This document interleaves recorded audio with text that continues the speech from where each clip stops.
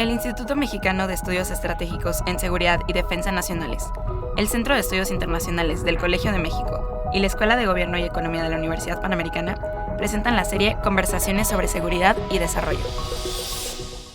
Muy buenos días, les saluda Celia Toro. Nuevamente les damos la más cordial bienvenida a estas conversaciones que en esta segunda temporada organizan, además del IMESDEN y el Colegio de México, la Universidad Panamericana, a quien agradecemos que se haya sumado a estos conversatorios. El día de hoy entrevistaremos al doctor David Pérez Esparza sobre temas de seguridad, armas y drogas. David es internacionalista, graduado en el Tecnológico de Monterrey, cursó 3 maestrías en Inteligencia, Seguridad, Economía y Política Pública y es doctor en Ciencias Aplicadas a la Seguridad por el University College London. Fue titular del Centro Nacional de Información y es autor de 8 libros y numerosos artículos. Actualmente es profesor, investigador y consultor en seguridad en México y en el Reino Unido. David, muy buenos días. Gracias por acompañarnos hoy. Bienvenido. Muchas gracias por la invitación.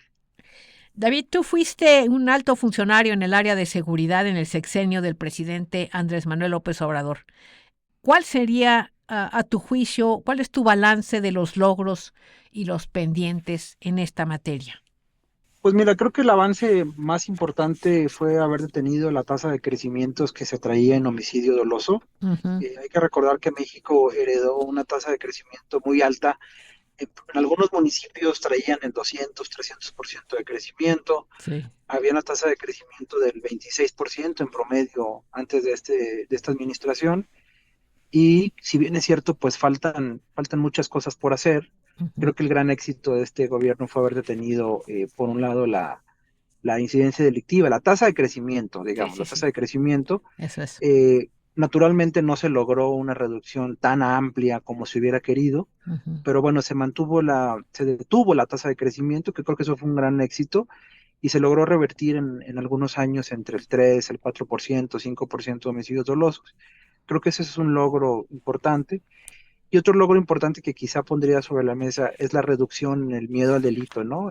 Las encuestas del INEGI, la ENSU, por ejemplo, pues habla de una reducción importante, inclusive en algunos estados y municipios, una reducción histórica en los niveles de miedo que tiene la gente a ser victimizada.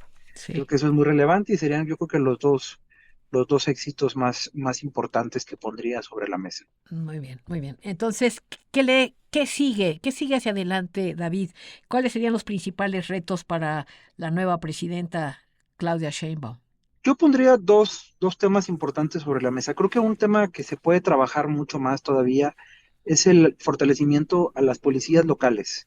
De acuerdo. En el gobierno de López Obrador hubo un proyecto llamado Modelo Nacional de Policía y Justicia Cívica que tenía, digamos, varios componentes. Uno era el tema de proximidad, Sí. otro era el tema del fortalecimiento institucional a través de mayores recursos. Sí. Otro componente, por ejemplo, era el tema de permitir que las policías pudieran hacer y levantar denuncias de manera directa por parte de la ciudadanía, muy enfocado al tema de proximidad. Sí.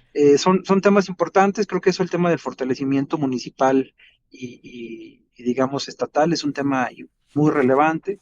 Quizá otro segundo eje que podríamos trabajar en esta administración, que se podría ir avanzando, es el tema del fortalecimiento a las fiscalías, digamos, reducir la impunidad. Creo que es un tema importante. Ahí los niveles de impunidad siguen siendo todavía muy elevados en algunos delitos, y en general siguen siendo tasas muy altas. Creo que ese sería un segundo nivel, ¿no? Un enfoque no solo sobre la incidencia delictiva, que creo que es el enfoque que se le dio de manera prioritaria ahora, sino enfocarnos en medir la impunidad y no solo medirla, sino tratar de reducirla sustancialmente, por supuesto. Sí, sí. David, ¿y por qué no hemos logrado fortalecer a la policía local y reducir y fortalecer a las fiscalías? ¿Qué lo impide? ¿Falta de recursos? Creo que hay una falta de recursos, pero por ejemplo, realmente no solo es la cantidad, sino la calidad de recursos. Sí. Hay un tema, por ejemplo, que ha sido muy difícil de entrarle y tiene su complejidad, que es la regulación de la forma en que los municipios y los estados gastan en seguridad. Ujú, Hay un proyecto que tuvimos en su momento que era regular el Fortamun. El Fortamun es un fondo de fortalecimiento municipal, de ahí ujú, su nombre, Fortamun, que básicamente lo que permite hoy es que los municipios puedan gastar con mucha libertad, diría yo, inclusive un exceso de libertad, ujú. los montos a los que destinan distintos rubros o gastos, ¿no? Sí. Entonces, pues casi cualquier cosa puede ser seguridad a la luz de un presidente municipal o un tesorero municipal, Ujú, y no existe ahorita una competencia fuerte por parte de pues de una autoridad superior, ujú. digamos una autoridad que audite. A nivel local, pues es inviable totalmente, Sí, pero a nivel federal tampoco. Entonces, de acuerdo. quizá yo diría que hay un tema de una reforma fiscal o una reforma financiera Sí, de cómo se gasta. Por un lado, el monto. Creo que el monto hay que revisarlo, probablemente pueda incrementarse un poco más, sí, pero no solo se trata del monto, sino de yo acuerdo. pienso que es también un tema de la calidad del gasto, ¿no? De acuerdo. Hay que mejorar la capacidad que tiene el secretario ejecutivo, por ejemplo, para el FASP, Ujú, para el FOFISP, que es otro fondo importante, y naturalmente sí entraría una discusión fuerte sobre cómo hacemos que los municipios gasten bien en ujú, materia de fortalecimiento municipal, y creo que la discusión obligada ahí es revisar este fondo que puede ser de 90,000, 95,000, 80,000 millones de pesos que se destina a la seguridad. O sea, no es un monto menor, ujú. y creo que por ahí podríamos comenzar una discusión seria sobre ello. De acuerdo. Cambiando un poco de tema, David, vamos a política de drogas, que sin duda está en el centro de buena parte de nuestros problemas de inseguridad y de impunidad. Em, Tú personalmente has sido muy insistente en que en que quizá haya que modificar la política de drogas. Sí necesitamos una política de drogas distinta, David. Pues mira, yo creo que hay muchas evidencias para suponer que lo que tenemos actualmente es subóptimo. Ujú, Para empezar, al Estado mexicano le cuesta muchísimo la política de drogas actual, que es básicamente darle pues persecución penal, ¿no? sí, A una gran cantidad de personas, sí. un encarcelamiento masivo Ujú, por temas pues inclusive de consumo, que no, quizá no debería, claro, o por tema de portación pequeña. O sea, al Estado le cuesta mucho, ¿no? sí, Es un tema de costo. sí. Hay un tema adicional que es el costo de oportunidad, ¿no? Que Ujú, es qué podría hacer el Estado con esos recursos, quizá orientándose pues en otras cosas que sean, por ejemplo, orientadas a la prevención, sí, o por ejemplo orientadas a la rehabilitación, ¿no? sí. Quizás las clínicas de manejo de adicciones que no tienen los fondos que deberían. Ujú, Eso por un lado. Por otro lado, tenemos a un vecino, en el caso de marihuana, por ejemplo, es muy evidente que pues se ha avanzado muchísimo en temas de regulación en Estados Unidos. Entonces sí estamos en un esquema muy paradójico de que, por ejemplo, en marihuana, ¿no? Que es un tipo de droga que no es la más importante quizá para muchos mercados por tema sí, de fondos, sí. pero que sí significa una paradoja muy fuerte que México siga pues entrampado pues Políticas digamos, de en su prohibición. lucha, ¿no? Ajá, En su lucha política y en su lucha estratégica, inclusive táctica, por supuesto.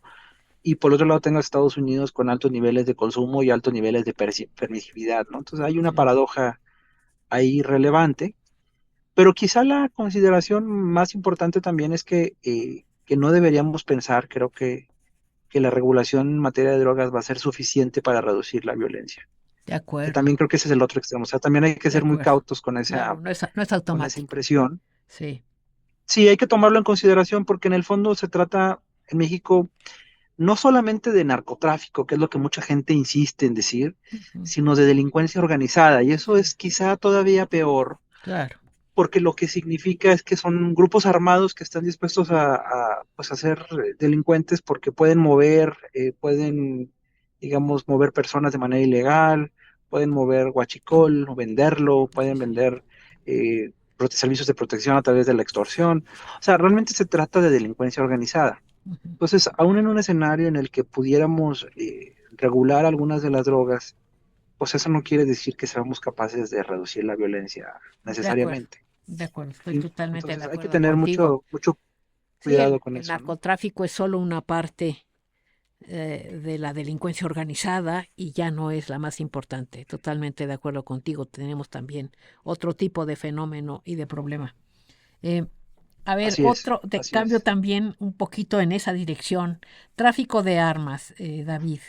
¿Qué, ¿Qué hacemos con el problemón que tenemos del tráfico de armas, que también implica a nuestros vecinos, por cierto? Sí, bueno, también igual que considerar, nuestros vecinos pues son los mayores productores, consumidores, importadores y Sí, vendedores de armas. El mercado de Estados Unidos es un mercado muy complejo, donde básicamente hay dos o tres esquemas para la adquisición de armas. Unos son los gun shops y otros son los gun shows, ¿no?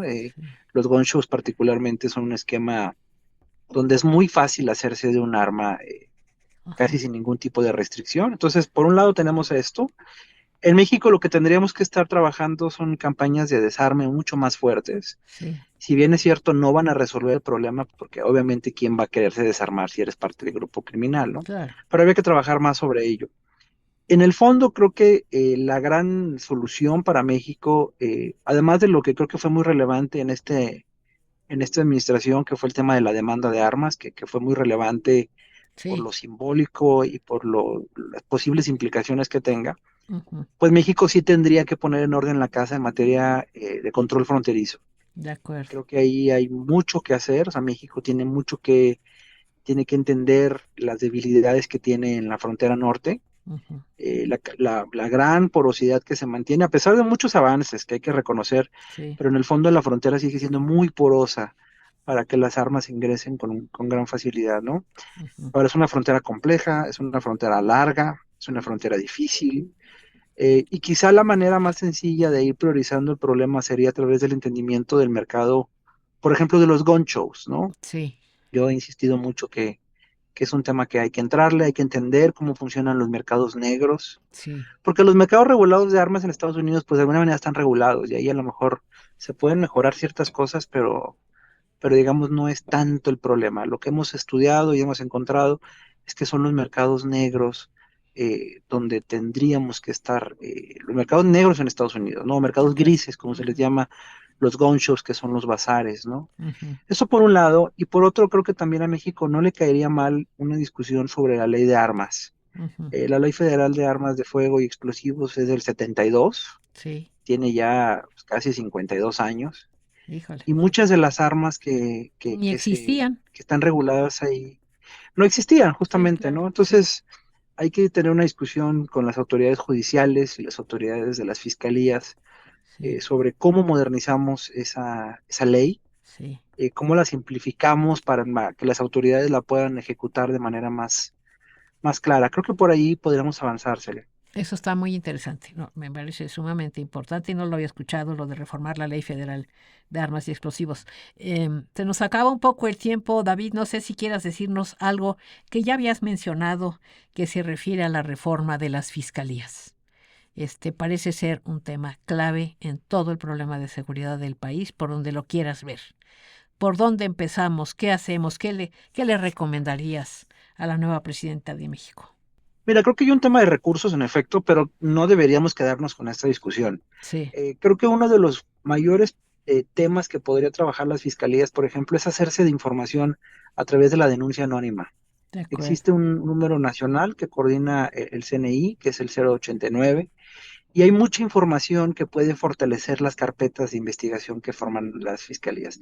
En la Sí, práctica, lo lamentable en muchos de los casos de las fiscalías es que se limitan por capacidad o por la voluntad en muchas de las ocasiones a simplemente recibir las denuncias, pero no tienen un mecanismo de priorización. de acuerdo. Y como dice el dicho, pues el que mucho abarca, poco aprieta. Ujú, ujú. Creo que habría que entrar a una discusión de los planes de persecución penal y que las fiscalías tengan la capacidad para focalizar sus recursos, que son escasos, Sí. en algunos delitos de alto impacto. Creo Ujú, que la focalización va a ser un esquema. Otro esquema, como ya decía, el tema del fortalecimiento de la denuncia anónima que apoye las denuncias formales. Y quizá también lo que habría que discutir mucho es este esquema de los delitos que son perseguidos por querella o por oficio. sí. Creo que habría que entrar a ver si ese es el mejor esquema. Ujú, eh, y por un lado, yo creo que es lo último que habrá que tener en cuenta son las fuertes debilidades periciales. Hay sí, fiscalías que le han metido muchos recursos a distintos tipos de áreas, sí. pero las partes de investigación pericial, o sea, lo que es la búsqueda de ADN, de fluidos de las personas, de cabello, toda Ujú, la parte de criminalística de laboratorios, hay que entrarle a una discusión mucho más fuerte, porque en gran parte de las entidades esos laboratorios pues o no existen o están muy, Muy mal muy debilitados organizados. realmente. Ujú, ujú, ujú. Así es. Creo que habría que entrar en una discusión de cómo fortalecemos esos laboratorios para que justamente se pueda reducir la impunidad. De acuerdo. David, pues muchísimas gracias. Ojalá que nos escuchen, que te escuchen con estas propuestas que parecen muy sensatas y viables, al parecer viables poco a poco, pero creo que sí hay que caminar en la dirección que tú nos dices. Te agradezco muchísimo que nos hayas regalado estos minutos para conversar sobre seguridad, armas y drogas. Ojalá podamos invitarte otra vez más adelante. Gracias, David. Por supuesto. Muchísimas gracias. Ok, terminamos así otro episodio de la serie Conversaciones sobre Seguridad y Desarrollo que organizan el Instituto Mexicano de Estudios Estratégicos en Seguridad y Defensa Nacionales, el Centro de Estudios Internacionales del Colegio de México y la Escuela de Gobierno y Economía de la Universidad Panamericana. Se despide de ustedes Celia Toro. Hasta pronto.